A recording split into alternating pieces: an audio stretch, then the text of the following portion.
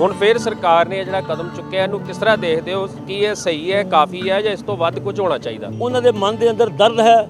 ਉਹ ਚਾਹੁੰਦੇ ਹਨ ਕਿ ਪੰਜਾਬੀ ਜਿਹੜੀ ਹੈ ਇਹ ਵੱਧ ਤੋਂ ਵੱਧ ਸਕੂਲਾਂ 'ਚ ਲਾਗੂ ਹੋਵੇ, ਇਹ ਕਾਲਜਾਂ 'ਚ ਲਾਗੂ ਹੋਵੇ, ਇਹ ਦਫ਼ਤਰਾਂ 'ਚ ਲਾਗੂ ਹੋਵੇ।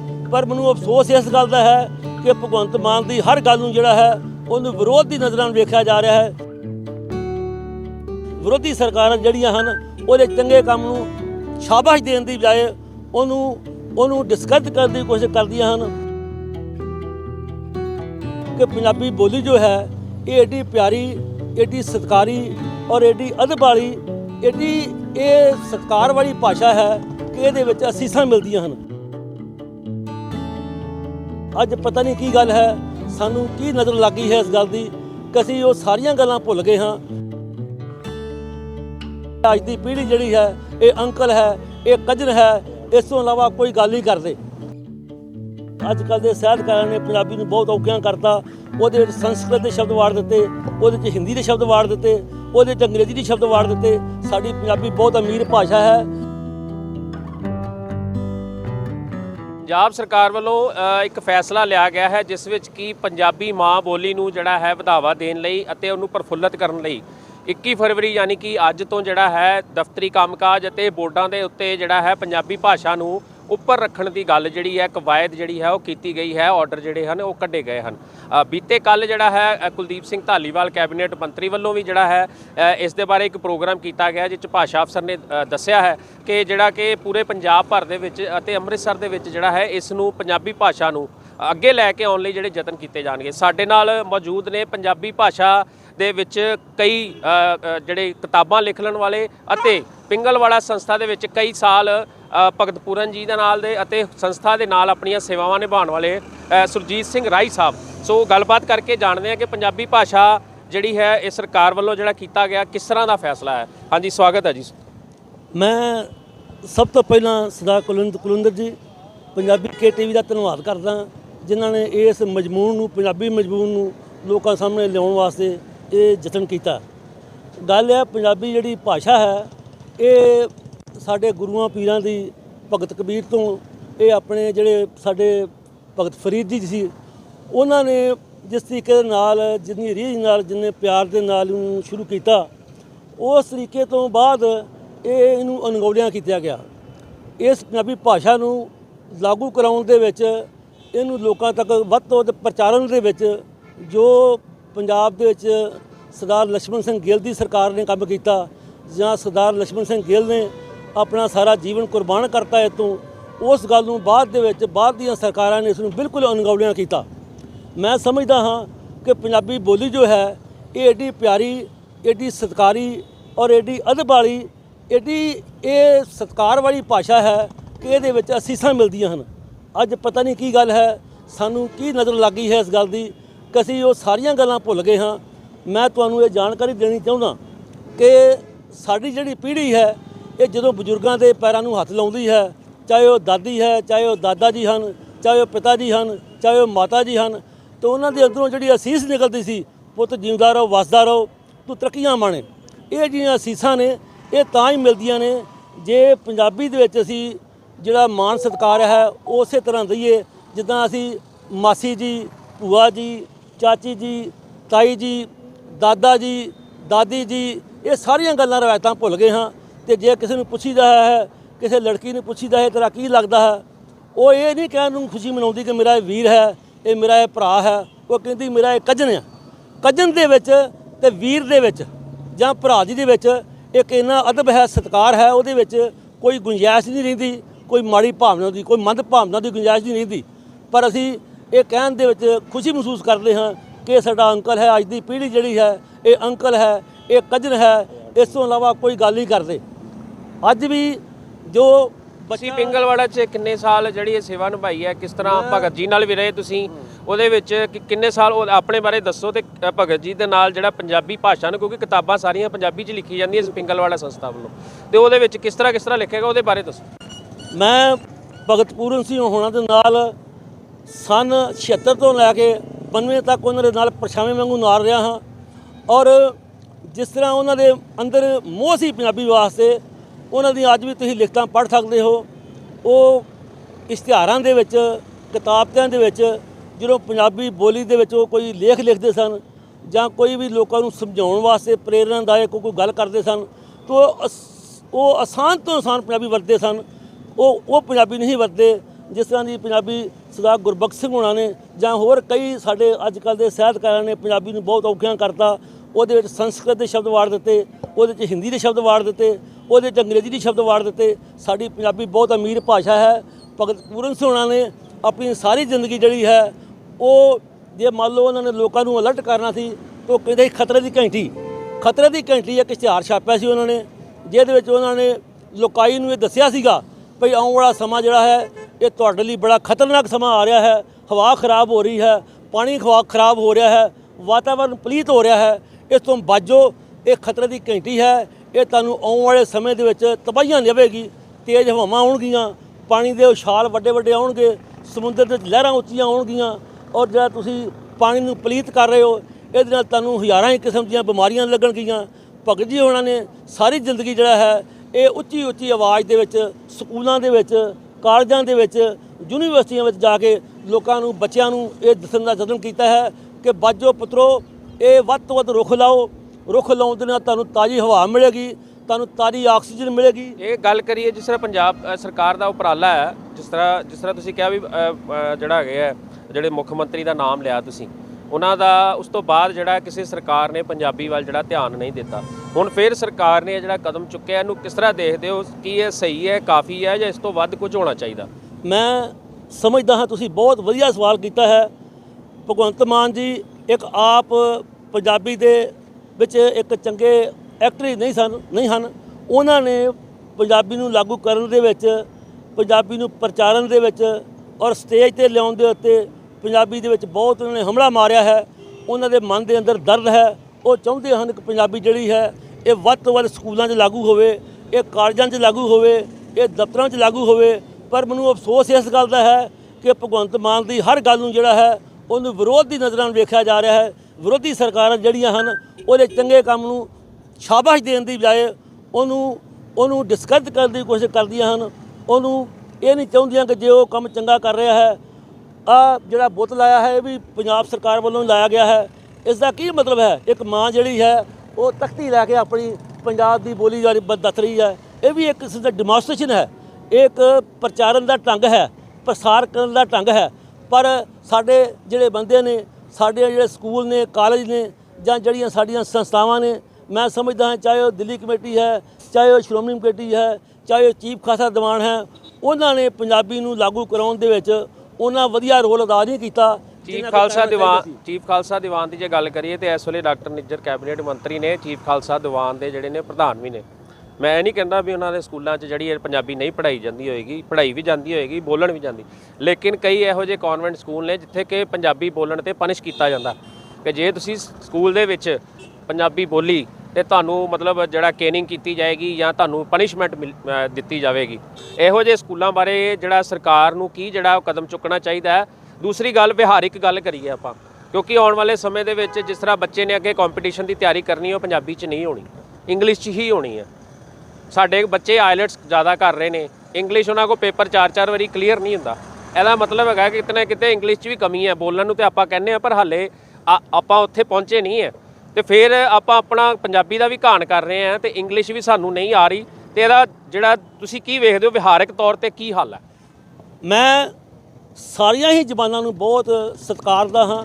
ਹਰ ਇੱਕ ਜ਼ਬਾਨ ਜਿਹੜੀ ਹੈ, ਮਾਂ ਬੋਲੀ ਜਿਹੜੀ ਹੈ, ਹਰ ਇੱਕ ਸਟੇਟ ਦੀ, ਹਰ ਕੰਟਰੀ ਦੀ ਜਿਹੜੀ ਬੋਲੀ ਹੈ ਉਹ ਬਹੁਤ ਚੰਗੀ ਔਰ ਵਧੀਆ ਹੈ। ਜਿਸ ਬੰਦੇ ਨੂੰ ਜਿੰਨੀਆਂ ਬੋਲੀਆਂ ਆਉਂਦੀਆਂ ਹਨ, ਜਿੰਨੀਆਂ ਭਾਸ਼ਾਵਾਂ ਆਉਂਦੀਆਂ ਹਨ, ਓਨਾ ਹੀ ਉਹਦਾ ਗਿਆਨ 'ਚ ਵਾਧਾ ਹੁੰਦਾ ਹੈ। ਬਹੁਤ ਚੰਗੀ ਗੱਲ ਹੈ। ਪਰ ਮੈਂ ਇਹ ਨਹੀਂ ਚਾਹੁੰਦਾ ਵੀ ਇੰਗਲਿਸ਼ ਨੂੰ ਸਾਹਮਣੇ ਰੱਖ ਕੇ ਜਾਂ ਹੋਰਨਾਂ ਬੋਲੀਆਂ ਨੂੰ ਸਾਹਮਣੇ ਰੱਖ ਕੇ ਪੰਜਾਬੀ ਦਾ ਘਾਣ ਕੀਤਾ ਜਾਵੇ, ਪੰਜਾਬੀ ਨੂੰ ਇਗਨੋਰ ਕੀਤਾ ਜਾਵੇ।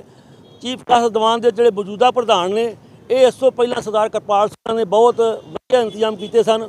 ਹੁਣ ਵੀ ਬੜੀ ਖੁਸ਼ੀ ਦੀ ਗੱਲ ਹੈ ਕਿ ਨਿੱਜਰ ਦੀ ਬਹੁਤ ਵਧੀਆ ਉਪਰਾਲਾ ਕਰ ਰਹੇ ਹਨ। ਉਹਨਾਂ ਨੇ ਸਕੂਲਾਂ ਦੇ ਵਿੱਚ ਚੰਗੀਆਂ ਕਿਤਾਬਾਂ ਲਿਆਉਣ ਦੀ ਕੋਸ਼ਿਸ਼ ਕੀਤੀ ਹੈ ਔਰ ਇਸ ਗੱਲ ਨੂੰ ਪ੍ਰਚਾਰਨ ਦੇ ਵਿੱਚ ਉਹਨਾਂ ਨੇ ਕੋਸ਼ਿਸ਼ ਕਰ ਰਹੇ ਹਨ। ਇਹ ਪੰਜਾਬ ਸਰਕਾਰ ਇਸ ਗੱਲੋਂ ਵਧਾਈ ਦੀ ਪਾਤਰ ਹੈ। ਇਹ ਜਿਹੜੀ ਆਈਲੈਟਸ ਦੀ ਗੱਲ ਤੁਸੀਂ ਕੀਤੀ ਹੈ ਜਾਂ ਹੋਰ ਸਪੈਨਿਸ਼ ਭਾਸ਼ਾ ਹੈ, ਆਪਣੇ ਡੱਚ ਭਾਸ਼ਾ ਹੈ ਜਾਂ ਜਿਹੜੀਆਂ ਵੀ ਭਾਸ਼ਾਵਾਂ ਹਨ, ਜਰਮਨੀ ਹੈ, ਇਹ ਜਿੰਨੀਆਂ ਭਾਸ਼ਾਵਾਂ ਹਨ ਸਾਰੀਆਂ ਹੀ ਠੀਕ ਹਨ। ਸਿੱਖੋ, ਵੱਧ ਤੋਂ ਵੱਧ ਸਿੱਖੀ ਜਾਣੀ ਚਾਹੀਦੀ ਹੈ। ਜੇ ਕੋਈ ਸ਼੍ਰੋਮਣੀ ਕਮੇਟੀ ਦੇ ਵਿੱਚ ਉਹਨਾਂ ਦੇ ਇਨਫੋਰਮੇਸ਼ਨ ਆਫਿਸ ਦੇ ਵਿੱਚ ਜੇ ਕੋਈ ਵੱਧ ਭਾਸ਼ਾਵਾਂ ਜਾਣਦਾ ਹੈ ਤਾਂ ਬਾਹਰੋਂ ਆਉਣ ਵਾਲਿਆਂ ਨੂੰ ਉਹ ਉਸੇ ਜ਼ਬਾਨ ਦੇ ਵਿੱਚ ਸਮਝਾ ਸਕਦਾ ਹੈ। ਪਰ ਪੰਜਾਬੀ ਜਿਹੜੀ ਹੈ ਇਸ ਨੂੰ ਲਾਂਭੇ ਕਰਕੇ ਨਹੀਂ ਕਰਨਾ ਚਾਹੀਦਾ। ਪੰਜਾਬੀ ਦੇ ਬਾਰੇ ਲਾਗੂ ਕਰਨ ਦੇ ਵਿੱਚ, ਇਸ ਨੂੰ ਪ੍ਰਚਾਰਨ ਦੇ ਵਿੱਚ ਜੋ ਸਰਕਾਰਾਂ ਨੇ ਭਾਸ਼ਾ ਵਿਭਾਗ ਦਫ਼ਤਰ ਬਣਾਇਆ ਸੀਗਾ, ਇਹ ਭਾਸ਼ਾ ਵਿਭਾਗ ਦੇ ਦਫ਼ਤਰ ਦਾ ਕੰਮ ਸੀਗਾ। ਉਹਨਾਂ ਨੇ ਸਕੂਲਾਂ 'ਚ ਜਾਣਾ ਸੀਗਾ, ਉਹਨਾਂ ਨੇ ਕਾਲਜਾਂ ਵਿੱਚ ਜਾਣਾ ਸੀਗਾ, ਉਹਨਾਂ ਨੇ ਯੂਨੀਵਰਸਿਟੀਆਂ 'ਚ ਜਾਣਾ ਸੀਗਾ, ਉਹਨਾਂ ਨੇ ਦਫ਼ਤਰਾਂ ਵਿੱਚ ਜਾ ਕੇ ਵੇਖਣਾ ਸੀਗਾ। ਉਸ ਦਾ ਇਹ ਕੰਮ ਸੀਗਾ ਵੀ ਇੱਥੇ ਪੰਜਾਬੀ ਲਾਗੂ ਹੈ ਕਿ ਨਹੀਂ ਹੈ। ਤੁਹਾਨੂੰ ਲੱਗਦਾ ਵੀ ਭਾਸ਼ਾ ਵਿਭਾਗ ਵੱਲੋਂ ਜਿਹੜਾ ਕੰਮ ਕੀਤੇ ਜਾਣਾ ਚਾਹੀਦਾ ਸੀ ਇੰਨੇ ਸਾਲਾਂ 'ਚ ਉਹ ਨਹੀਂ ਹੋਇਆ? ਦੂਸਰੀ ਗੱਲ, ਜਿੱਥੇ ਹੁਣ ਮੰਨ ਲਓ ਸਾਹਮਣੇ ਸਾਡੇ ਇੱਕ ਸ਼ੋਰੂਮ ਨਜ਼ਰ ਆ ਰਿਹਾ, ਉੱਥੇ ਉਹਨਾਂ ਨੇ ਇੰਗਲਿਸ਼ 'ਚ ਲਿਖ ਕੇ ਲਾਇਆ ਬ੍ਰਾਂਡ ਨੇਮ ਹੈ ਉਹਨਾਂ ਦਾ, ਤੇ ਤੁਹਾਨੂੰ ਲੱਗਦਾ ਕਿ ਵੀ ਇੱਥੇ ਇਹ ਵੀ ਪੰਜਾਬ 'ਚ ਹੀ ਹੈ ਕਿ ਤੁਹਾਨੂੰ ਲੱਗਦਾ ਵੀ ਇੱਥੇ ਪੰਜਾਬੀ 'ਚ ਲਿਖਣਗੇ? ਇਹ ਬਿਲਕੁਲ ਤੁਹਾਡੀ ਗੱਲ ਠੀਕ ਹੈ। ਕਈ ਥਾਵਾਂ ਤੇ ਬੋਰਡ ਜਿਹੜੇ ਨੇ ਉਹਨਾਂ ਨੇ ਪਹਿਲਾਂ ਪੰਜਾਬੀ 'ਚ ਲਿਖੇ ਹਨ। ਇੱਥੇ ਜਲ੍ਹਿਆਂਵਾਲੇ ਬਾਗ ਦੀ ਮਿਸਾਲ ਹੀ ਲਾ ਲਈਏ, ਉਹਨਾਂ ਨੇ ਵੀ ਪੰਜਾਬੀ 'ਚ ਨਹੀਂ ਸੀ ਲਿਖਿਆ।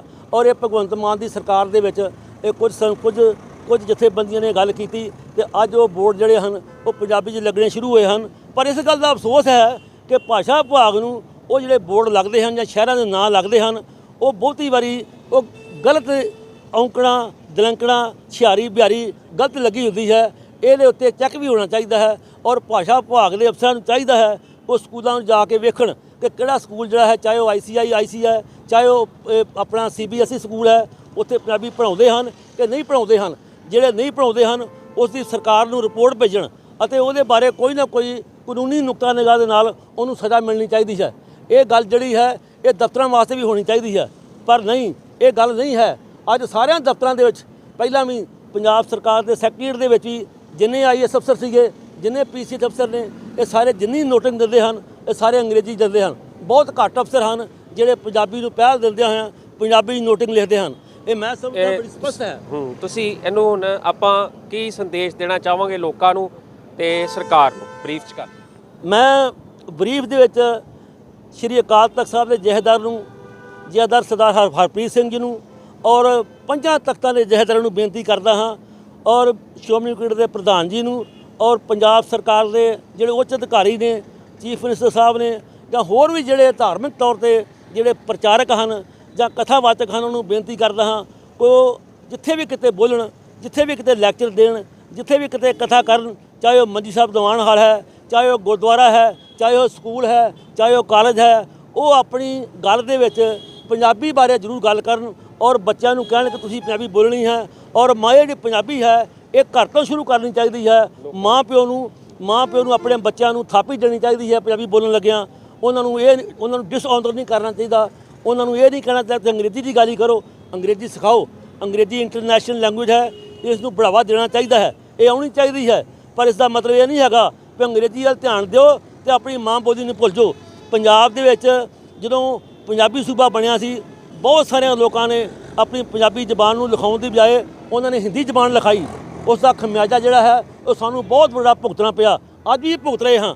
ਅਸੀਂ ਚਾਹੁੰਦੇ ਹਾਂ ਜਿਹੜੇ ਬੰਦੇ ਪੰਜਾਬ 'ਚ ਰਹਿੰਦੇ ਹਨ ਉਹ ਕਮ ਸੇ ਕਮ ਪੰਜਾਬੀ ਨੂੰ ਪਹਿਲ ਦੇਣ ਅਤੇ ਪੰਜਾਬ ਤੋਂ ਬਾਹਰ ਰਹਿੰਦੇ ਹੋਇਆਂ ਨੂੰ ਵੀ ਪੰਜਾਬੀ ਵਿੱਚ ਗੱਲ ਕਰਨੀ ਚਾਹੀਦੀ ਹੈ, ਪੰਜਾਬੀ ਬੋਲਣੀ ਚਾਹੀਦੀ ਹੈ ਔਰ ਪੰਜਾਬੀ ਨੂੰ ਇਹਦਾ ਪ੍ਰਸਾਰ ਕਰਨਾ ਚਾਹੀਦਾ ਹੈ, ਪ੍ਰਚਾਰ ਕਰਨਾ ਚਾਹੀਦਾ ਹੈ। ਔਰ ਸਭ ਤੋਂ ਵੱਡੀ ਜ਼ਿੰਮੇਵਾਰੀ ਬਣਦੀ ਹੈ ਸ਼੍ਰੀ ਅਕਾਲ ਤਖਤ ਸਾਹਿਬ ਜਥੇਦਾਰ ਜੀ ਸਾਡੇ ਜਿਹੜੇ ਹਨ ਉਹ ਇਸ ਦੇ ਬਾਰੇ ਮੈਂ ਤਾਂ ਕਹਿੰਦਾ ਹਾਂ ਸੰਦੇਸ਼ ਦੇਣ, ਇਸ ਦੇ ਬਾਰੇ ਆਦੇਸ਼ ਦੇਣ ਪੰਜਾਬੀ ਕੌਮ ਨੂੰ ਕਿ ਜਿਹੜਾ ਵੀ ਪੰਜਾਬੀ ਹੈ ਉਹ ਪੰਜਾਬੀ ਨੂੰ ਲਾਗੂ ਕਰੇ, ਪੰਜਾਬੀ ਨੂੰ ਪੜ੍ਹੇ, ਪੰਜਾਬੀ ਵਿੱਚ ਕੰਮ ਕਰੇ ਔਰ ਪੰਜਾਬੀ 'ਚ ਬੋਲਣ ਲੱਗਿਆ ਸ਼ਰਮ ਮਹਿਸੂਸ ਨਾ ਕਰੇ। ਪੰਜਾਬੀ ਬਹੁਤ ਇੱਕ ਬੜੀ ਵੱਡੀ ਬੁੱਲੀ ਹੈ। ਪ੍ਰੋਫੈਸਰ ਪੂਰਨ ਸਿੰਘ ਹੁਣਾਂ ਨੇ ਟਾਲਸਟਾਏ ਨੂੰ, ਐਮਰਸਨ ਨੂੰ, ਇਹ ਜਿੰਨੇ ਵੱਡੇ ਵੱਡੇ ਅੰਗਰੇਜ਼ ਲੋਕ ਹੋਏ ਨੇ ਉਹਨੂੰ ਇਹਨਾਂ ਨੇ ਪੰਜਾਬੀ 'ਚ ਲਿਆਂਦਾ।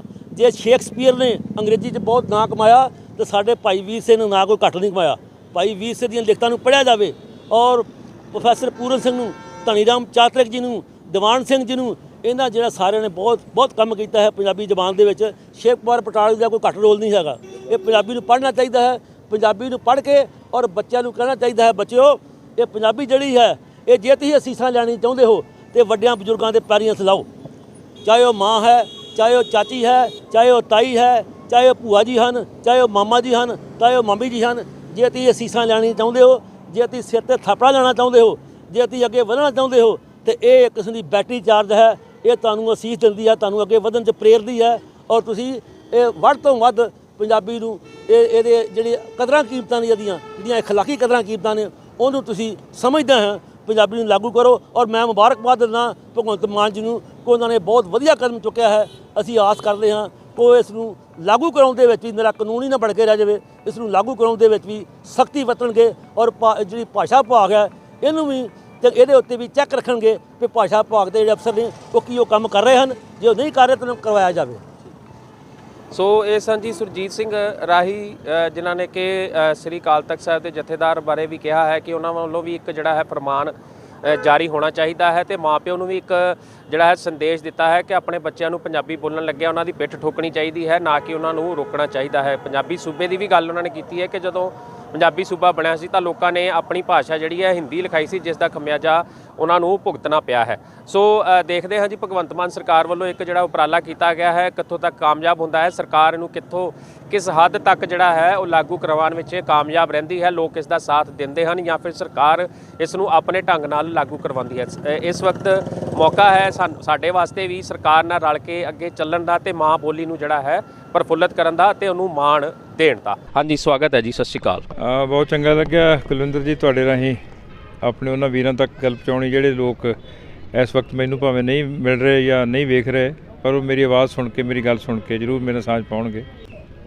ਪੰਜਾਬ ਦਾ ਸੱਭਿਆਚਾਰ ਤਾਂ ਕੋਈ ਸਟੈਟਿਕ ਚੀਜ਼ ਤਾਂ ਹੁੰਦਾ ਨਹੀਂ ਕਿ ਇੱਕ ਥਾਂ 'ਤੇ ਖੜ੍ਹਾ ਹੋਵੇ, ਉਹ ਤਾਂ ਵਗਦਾ ਵਹਿਣ ਹੈ। ਔਰ ਨਾਲ ਦੀ ਨਾਲ ਇਹ ਗੱਲ ਕਦੇ ਨਾ ਵਿਸਾਰੀਏ ਕਿ ਇਹਦੇ 'ਚ ਪਰਿਵਰਤਨ ਜਿਹੜਾ ਨਾਲੋਂ ਤਬਦੀਲੀਆਂ ਨਾਲੋਂ ਆਉਣੀਆਂ ਹੀ ਹੁੰਦੀਆਂ। ਕੋਈ ਵਕਤ ਸੀ ਕਿਸੇ ਵਕਤ ਸਾਡੇ ਵਾਸਤੇ ਜਿਹੜੀਆਂ ਸਾਡੇ ਮੇਲੇ ਤਿਉਹਾਰ ਸੀ ਉਹਨਾਂ ਦੇ ਵਿੱਚ ਕੁਝ ਮੇਲੇ ਐਸੇ ਸੀ ਜਿਹੜੇ ਅਸੀਂ ਸਮਝਦੇ ਹਾਂ ਕਿ ਇਹ ਗੁਲਾਮੀ ਦਾ ਪ੍ਰਤੀਕ ਹੈ। ਜਿਵੇਂ ਸਾਡੇ ਅਕਸਰ ਕਿਹਾ ਜਾਂਦਾ ਕਿ ਤੀਆਂ ਦਾ ਤਿਉਹਾਰ ਜਿਹੜਾ ਹੈਗਾ ਉਹ ਸਾਡੀ ਗੁਲਾਮ ਜ਼ਹਿਨੀਅਤ 'ਚੋਂ ਨਿਕਲਿਆ। ਸਾਡੀਆਂ ਧੀਆਂ ਭੈਣਾਂ ਦੀ ਫਿਜ਼ੀਕਲ ਪਰਖ ਕਰਨ ਵਾਸਤੇ ਇਹ ਡਿਜ਼ਾਈਨ ਕੀਤਾ ਗਿਆ ਮੁਗਲਾਂ ਵੇਲੇ। ਜਾਂ ਸਾਡੇ ਜਿਹੜੇ ਗਿੱਧੇ ਭੰਗੜੇ ਜਿਹੜੇ ਨੇ ਉਹਨਾਂ ਦੇ ਖਿਲਾਫ ਵੀ ਅੱਜ ਕੱਲ੍ਹ ਪ੍ਰਚਾਰ ਤੰਤਰ ਬਹੁਤ ਤੇਜ਼ ਹੈ। ਪਰ ਸੱਚ ਹੈ ਕਿ ਮਨੁੱਖ ਦਾ ਜਿਹੜਾ ਸਰੀਰ ਹੈ, ਵਜੂਦ ਹੈ, ਉਹਦੇ 'ਚ ਇਕੱਲਾ ਮੱਥਾ ਨਹੀਂ ਹੁੰਦਾ, ਬ੍ਰੇਨ ਨਹੀਂ ਹੁੰਦਾ, ਉਹਦੇ ਕੋਲੇ ਦਿਲ ਵੀ ਹੁੰਦਾ, ਉਹਦੇ ਕੋਲ ਪੱਬ ਵੀ ਹੁੰਦੇ ਨੇ, ਉਹਦੇ ਕੋਲੇ ਕਮਰ ਵੀ ਹੁੰਦੀ ਹੈ, ਉਹ ਮਟਕਣਾ ਵੀ ਚਾਹੁੰਦਾ ਹੈ, ਉਹ ਨੱਚਣਾ ਵੀ ਚਾਹੁੰਦਾ ਹੈ, ਉਹ ਮੋਰ ਦੀ ਰੀਸ ਵੀ ਕਰਨਾ ਚਾਹੁੰਦਾ ਹੈ, ਉਹ ਪਹਿਲਾਂ ਵੀ ਪਾਉਣੀਆਂ ਚਾਹੁੰਦਾ ਹੈ। ਪਰ ਸਾਡੀ ਮਾਨਸਿਕਤਾ ਇੰਨੀ ਪਥਰਾ ਗਈ ਹੈ ਕਿ ਸਾਨੂੰ ਇੰਝ ਲੱਗਦਾ ਕਿ ਸਾਰਾ ਕੁਝ ਫਾਲਤੂ ਹੈ। ਅਸੀਂ ਠੀਕ ਪ੍ਰਸੰਗ ਵਿੱਚ ਗੱਲ ਨੂੰ ਜਦੋਂ ਨਹੀਂ ਵਰਤਦੇ ਤਾਂ ਸਾਡੇ ਵਾਸਤੇ ਸਾਰਾ ਕੁਝ ਜਿਹੜਾ ਹੈਗਾ ਉਹ ਵਾਧੂ ਹੋਣ ਦਿਸਣ ਲੱਗ ਜਾਂਦਾ। ਮੈਂ ਮੰਨਦਾ ਕਿ ਹਰ ਕੰਮ ਹਰ ਥਾਂ 'ਤੇ ਨਹੀਂ ਹੋ ਸਕਦਾ, ਪਰ ਇਹ ਗੱਲ ਆਖਣੀ ਕਿ ਇਸ ਨੂੰ ਜ਼ਿੰਦਗੀ 'ਚੋਂ ਖਾਰਜ ਕਰ ਦਿਓ, ਨਾਚ ਨੂੰ, ਸੁਰ ਨੂੰ, ਤਾਲ ਨੂੰ। ਬੜੇ ਆਏ ਤੇ ਬੜੇ ਗਏ, ਮਰ ਗਏ ਔਰੰਗਜ਼ੇਬ ਵਰਗੇ ਜਿਹੜੇ ਕਹਿੰਦੇ ਸੀ ਕਿ ਆਪਣੀ ਧੀ ਨੂੰ ਮੈਂ ਗਾਉਣ ਨਹੀਂ ਦੇਣਾ, ਲਿਖਣ ਨਹੀਂ ਦੇਣਾ। ਪਰ ਕਿੱਥੇ ਹੈ ਔਰੰਗਜ਼ੇਬ? ਜੇਬਲ ਨੂੰ ਸੱਜ ਵੀ ਜਿਉਂਦੀ ਹੈ।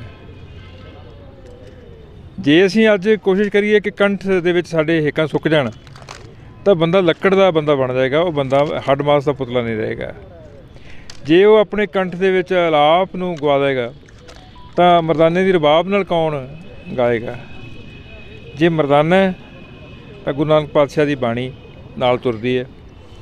ਜੇ ਸਾਡੇ ਰਾਗ ਨਾ ਹੁੰਦੇ ਤਾਂ ਸਾਡੇ ਕੋਲੇ ਗੁਰਬਾਣੀ ਦਾ ਵੱਡਾ ਜਿਹੜਾ ਮਹਾਨ ਖਜ਼ਾਨਾ ਹੈ ਉਸ ਦਾ ਸਰੂਪ ਵੀ ਸਹੀ ਰੂਪ ਸੰਭਾਲਣ ਦੀ ਸਾਨੂੰ ਪ੍ਰੋਬਲਮ ਆਉਣੀ ਸੀ। ਰਾਗਮਾਲਾ ਵਿਸ਼ੇਸ਼ ਤੌਰ ਤੇ, ਰਾਗਮਾਲਾ ਤਾਂ ਚਲੋ ਉਹਦਾ ਟੈਕਸਟ ਹੋ ਗਈ ਨਾ ਵੱਖਰੀ ਤੌਰ 'ਤੇ, ਉਹਦਾ ਸੰਬੰਧ ਸ਼ਾਇਦ ਮੈਂ ਨਹੀਂ ਜੋੜਦਾ ਇਸ ਗੱਲ ਨਾਲ।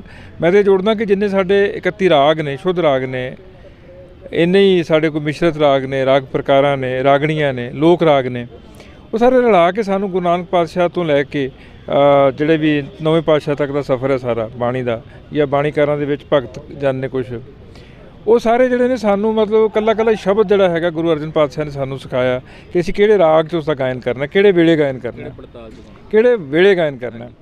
ਸੋ ਇਸ ਕਰਕੇ ਇਹਨੂੰ ਜ਼ਿੰਦਗੀ 'ਚੋਂ ਖਾਰਜ ਕਰਨਾ ਤਾਂ ਸਮਝ ਲਓ ਸੱਭਿਆਚਾਰ ਦੇ ਉੱਤੇ ਇੱਕ ਕੁਹਾੜਾ ਚਲਾਉਣ ਵਾਲੀ ਗੱਲ ਹੈ। ਸੋ ਸੱਭਿਆਚਾਰ ਲੋਕਾਂ ਵਰਗਾ ਹੁੰਦਾ, ਜਿਹੋ ਜਿਹੇ ਲੋਕ ਹੁੰਦੇ ਉਹ ਜਿਹਾ ਸੱਭਿਆਚਾਰ ਹੁੰਦਾ। ਸਾਡੇ ਲੋਕ ਜਿਹੜੇ ਨੇ ਇਸ ਵੇਲੇ ਬੜੀ ਇੱਕ ਤਬਦੀਲੀ ਦੇ ਨਿਜ਼ਾਮ 'ਚ ਜੀ ਰਹੇ ਨੇ। ਉਹਨਾਂ ਨੂੰ ਨਸ਼ਿਆਂ ਦੀ ਦੁਸ਼ਮਣੀ, ਹਥਿਆਰਾਂ ਦੀ ਮਹਿਮਾ ਦਾ ਗਾਨ, ਹੋਰ ਚੀਜ਼ਾਂ ਬੜੀਆਂ ਨੇ ਜਿਹੜੀਆਂ ਸਾਡੇ ਮਾਨਸਿਕਤਾ ਨੂੰ ਖੁੰਡਾ ਕਰ ਰਹੀਆਂ ਨੇ ਜਾਂ ਸਾਡੀ ਮਾਨਸਿਕਤਾ ਨੂੰ ਇੱਕ ਹੋਰ ਪਾਸੇ ਤੋਰ ਰਹੀਆਂ ਨੇ।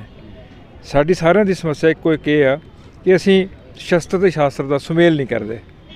ਸ਼ਸਤਰ ਜ਼ਰੂਰੀ ਹੈ ਪਰ ਸ਼ਾਸਤਰ ਉਸ ਤੋਂ ਵੱਧ ਜ਼ਰੂਰੀ ਹੈ। ਹਾਂ, ਇਹ ਸਾਨੂੰ ਗੁਰੂ ਪਾਤਸ਼ਾਹ ਦਾ ਸੰਦੇਸ਼ ਹੀ ਹੈ ਨਾ ਕਿ ਸ਼ਬਦ ਨੇ ਵੀ ਜੀਣਾ, ਸ਼ਬਦ ਦੀ ਰਖਵਾਲੀ ਵਾਸਤੇ ਸਾਡੇ ਕੋਲ ਸ਼ਸਤਰ ਜ਼ਰੂਰੀ ਹੈ। ਉਸ ਧਰਤੀ ਦਾ ਗਾਇਨ ਹੈ, ਜਿਹੜੀ ਧਰਤੀ ਇਸ ਵੇਲੇ ਫੁਟਾਰੇ ਦੇ ਵਿੱਚ ਹੈ, ਜਿਹੜੀ ਧਰਤੀ ਇਸ ਵੇਲੇ ਬਸੰਤ ਦਾ ਰਾਗ ਗਾ ਰਹੀ ਹੈ। ਹਰ ਰੋਜ਼ ਦਰਬਾਰ ਸਾਹਿਬ ਦੇ ਸਵੇਰੇ ਅਸੀਂ ਦਾ ਕੀਰਤਨ ਸੁਣਦੇ ਹਾਂ, ਉਸ ਵਿੱਚ ਚੜ੍ਹਿਆ ਬਸੰਤ ਤੋਂ ਬਿਨਾਂ ਹੋਰ ਸਾਰੇ ਸ਼ਬਦ ਜਿਹੜੇ ਨੇ ਬਸੰਤ ਰਾਗ ਦੇ ਨੇ। ਸੋ ਸਾਡੇ ਵਾਸਤੇ ਬਸੰਤ ਤਾਂ ਇੱਕ ਉਤਸਵ ਦਾ ਨਾਂ ਆ, ਰੁੱਤਾਂ ਦੀ ਮਹਾਰਾਣੀ ਹੈ। ਜਦੋਂ ਸੱਭਿਆਚਾਰ ਲੋਕਾਂ ਦਾ ਤੇ ਲੋਕ ਕਿਉਂ ਨਹੀਂ ਸੰਭਾਲਦੇ ਬਈ? ਸਾਰਾ ਕੁਝ ਪਾਠਕ੍ਰਮ 'ਚ ਕਿਉਂ ਹੋਵੇ, ਸਿਲੇਬਸ 'ਚ ਕਿਉਂ ਹੋਵੇ? ਸਰਕਾਰ ਦਾ ਪਰਛਾਵਾਂ ਨਹੀਂ ਪੈਣਾ ਚਾਹੀਦਾ। ਸਰਕਾਰੀ ਮਦਦ ਇਮਦਾਦ ਜਿਹੜੀ ਹੈ ਉਹਦੇ ਕਾਨੂੰਨ ਵਿਧੀ ਵਿਧਾਨ ਜਿਹੜੇ ਨੇ ਕਈ ਵਾਰ ਤੁਹਾਨੂੰ ਕੰਮ ਤੋਂ ਰੋਕਦੇ ਨੇ। ਸੋ ਸਰਕਾਰ ਨੂੰ ਆਪਣਾ ਕੰਮ ਕਰਨਾ ਚਾਹੀਦਾ ਵਿਧੀ ਵਿਧਾਨ ਬਣਾਉਣ ਦਾ। ਜਿਵੇਂ ਹੁਣ ਉਹਨਾਂ ਨੇ ਕਿਹਾ ਕਿ 21 ਫਰਵਰੀ ਤੋਂ ਪਹਿਲਾਂ ਅਸੀਂ ਕਹਿੰਦੇ ਹਾਂ ਕਿ ਸਾਰੇ ਆਪੋ ਆਪਣੇ ਘਰਾਂ ਦਰਾਂ ਦੇ ਜਿਹੜੇ ਕਾਰੋਬਾਰਾਂ ਦੇ ਨਾਂ ਨੇ ਉਹ ਗੁਰਮੁਖੀ ਅੱਖਰਾਂ 'ਚ ਕਰੋ। ਲੋਕ ਕੁਛ ਕਰ ਵੀ ਰਹੇ ਨੇ, ਕੁਛ ਡੰਡੇ ਤੋਂ ਡਰਦੇ ਮਾਰੇ 21 ਤੋਂ ਬਾਅਦ ਕਰ ਲੈਣਗੇ। ਪਰ ਮੈਨੂੰ ਲੱਗਦਾ ਕਿ ਉਹ ਸਰਕਾਰਾਂ ਦੇ ਕੰਮ ਨੇ ਵਿਧੀ ਵਿਧਾਨ ਬਣਾਉਣਾ। ਪਰ ਜਿਹੜਾ ਅੱਗੋਂ ਕੰਮ ਕਰਨਾ, ਜੇ ਮੇਰੇ ਘਰ ਦੇ ਵਿੱਚ ਕੋਈ ਮਰਗ ਹੋ ਗਈ ਹੈ ਤੇ ਉਹਦਾ ਕਾਰਡ ਵੇਲੇ ਸਰਕਾਰ ਨੇ ਤਾਂ ਨਹੀਂ ਪੰਜਾਬੀ ਛਾਪਣਾ, ਉਹ ਤਾਂ ਮੈਂ ਹੀ ਛਾਪਣਾ ਨਾ। ਜੇ ਮੇਰੇ ਘਰ 'ਚ ਖੁਸ਼ੀ ਹੈ, ਕੋਈ ਵਿਆਹ ਸ਼ਾਦੀ ਹੈ, ਤਾਂ ਉਹਦਾ ਕਾਰਡ ਪੰਜਾਬੀ 'ਚ ਮੈਂ ਹੀ ਛਾਪਣਾ ਨਾ। ਭੇਜਣਾ ਕਿੱਥੇ ਆ? ਪੰਜਾਬ ਦੇ ਪਿੰਡਾਂ 'ਚ ਘੱਲਣਾ ਨਾ। ਤੇ ਫਿਰ ਉੱਥੇ ਅੰਗਰੇਜ਼ੀ ਕਿਉਂ? ਆਪਾਂ ਉਹ ਵਿਚਾਰੇ ਵਕਤ ਨੂੰ ਫੜੇ ਫਿਰਦੇ ਨੇ, ਅੱਗੋਂ ਜਾ ਕੇ ਪੜ੍ਹਨ ਵਾਸਤੇ ਬੰਦਾ ਲੱਭਦੇ ਫਿਰਦੇ ਆ। ਸੋ ਸਾਨੂੰ ਸਾਰੀਆਂ ਗੱਲਾਂ ਦਾ ਵਿਚਾਰ ਆਪ ਕਰਨਾ ਚਾਹੀਦਾ। ਅੰਮ੍ਰਿਤਸਰ ਵਰਗੇ ਦੁੱਧ ਉੱਥੇ, ਅੰਮ੍ਰਿਤਸਰ ਵਰਗਾ ਹੀ ਲਾਹੌਰ ਦੇ ਵਿੱਚ ਹੈ, ਲਾਹੌਰ ਵਰਗਾ ਹੀ ਅੰਮ੍ਰਿਤਸਰ 'ਚ ਹੈ। ਉਹੋ ਜਿਹੇ ਰਿਸ਼ਤੇ, ਉਹੋ ਜਿਹੀਆਂ ਗਲਵੱਕੜੀਆਂ, ਉਹੀ ਜੱਫੀਆਂ, ਉਹੀ ਗਾਲਾਂ, ਉਹੀ ਧੱਕਾ ਮੁੱਕੀ, ਬਿਲਕੁਲ ਸੇਮ ਹੈ। ਸਿਰਫ ਜੇ ਨਹੀਂ ਹੈਗਾ ਤਾਂ ਸਾਡੇ ਇੱਥੇ ਬੰਦੇ ਨੂੰ ਬੰਦਾ ਖਿੱਚਦਾ ਰਿਕਸ਼ੇ ਹੈਗੇ ਨੇ, ਪਾਕਿਸਤਾਨ 'ਚ ਬੰਦੇ ਨੂੰ ਬੰਦਾ ਖਿੱਚਣ ਵਾਲਾ ਰਿਕਸ਼ਾ ਨਹੀਂ ਹੈਗਾ। ਟਾਂਗੇ ਨੇ ਐਕਸਪਲੋਰੇਸ਼ਨ ਨਾ ਕਹੋ, ਮਤਲਬ ਉਹਨਾਂ ਨੇ ਆਪਣਾ ਬੰਦੇਜ ਇੱਕ ਬਣਾ ਲਿਆ ਕਿ ਉਸ ਦੇ ਵਿੱਚ ਸਾਡੇ ਪਹਿਲੀ ਜਮਾਤ ਤੋਂ ਲੈ ਕੇ MA ਤੱਕ ਪੰਜਾਬੀ ਪੜ੍ਹਾਉਣ ਦਾ ਪ੍ਰਬੰਧ ਹੈ। ਪਾਕਿਸਤਾਨ ਦੇ ਵਿੱਚ ਹਾਲ ਦੀ ਘੜੀ ਨਹੀਂ ਹੈ। ਜੰਗ ਜਾਰੀ ਰਹਿਣੀ ਜ਼ਰੂਰੀ ਹੁੰਦੀ ਹੈ। ਜੰਗ ਜਿੱਤਣ ਵਾਸਤੇ ਹੋ ਸਕਦਾ ਇਹ ਜਨਰੇਸ਼ਨ ਹੋਵੇ, ਅਗਲੀ ਜਨਰੇਸ਼ਨ ਆ ਜਾਵੇ। ਮੈਨੂੰ ਤਾਂ ਇਹ ਪਤਾ ਕਿ ਮੈਂ ਤਾਂ ਯੂਨੀਵਰਸਿਟੀ 'ਚ ਨੌਕਰੀ ਕਰਕੇ ਸਾਰੀ ਉਮਰ ਰੋਟੀ ਕਮਾਈ ਹੈ। ਮੇਰਾ ਸ਼ੌਕ ਸੀ, ਮੇਰਾ ਪੈਸ਼ਨ ਸੀ ਅਤੇ ਮੈਂ ਕਵਿਤਾ ਲਿਖਦਾ। ਬਾਕੀ ਇਹਦੇ 'ਚ ਕੁਛ ਚੋਟ ਵਾਲੀ ਗੱਲ ਕੋਈ ਨਹੀਂ ਸੀ। ਮਾਹੌਲ ਹੁੰਦਾ, ਚੌਗਿਰਦਾ ਹੁੰਦਾ ਜਿਹੜਾ ਤੁਹਾਨੂੰ ਸਿਰਣ ਵਾਲੇ ਰਾਹ ਤੋਰਦਾ। ਸੋ ਮੈਂ ਤਾਂ ਇਹੀ ਸਮਝਦਾ, ਇਸ ਤੋਂ ਵੱਧ ਕੁਛ ਨਹੀਂ। ਕੱਚੇ ਵਿਹੜਿਆਂ ਨੇ ਜਿਹੜਾ ਸਾਨੂੰ ਸਭ ਕੁਝ ਪੜ੍ਹਾਇਆ, ਸੱਚੀ ਅੜੇ ਥੋੜ੍ਹੇ ਵੇਲੇ ਸਾਨੂੰ ਬੜਾ ਕੰਮ ਆਇਆ। ਆਡਾਂ ਬੰਨਿਆਂ 'ਤੇ ਦੌੜਦੇ ਨਾ ਅਸੀਂ ਕਦੇ ਡਿੱਗੇ, ਸੰਗਮਰਮਰ 'ਤੇ ਸਾਨੂੰ ਤੁਰਨਾ ਨਾ ਆਇਆ। ਕੈਮਰਾਮੈਨ ਗੁਰਦਿਆਲ ਸਿੰਘ ਦੇ ਨਾਲ ਅੰਮ੍ਰਿਤਸਰ ਤੋਂ ਕੁਲਵਿੰਦਰ ਸਿੰਘ ਦੀ ਵਿਸ਼ੇਸ਼ ਰਿਪੋਰਟ।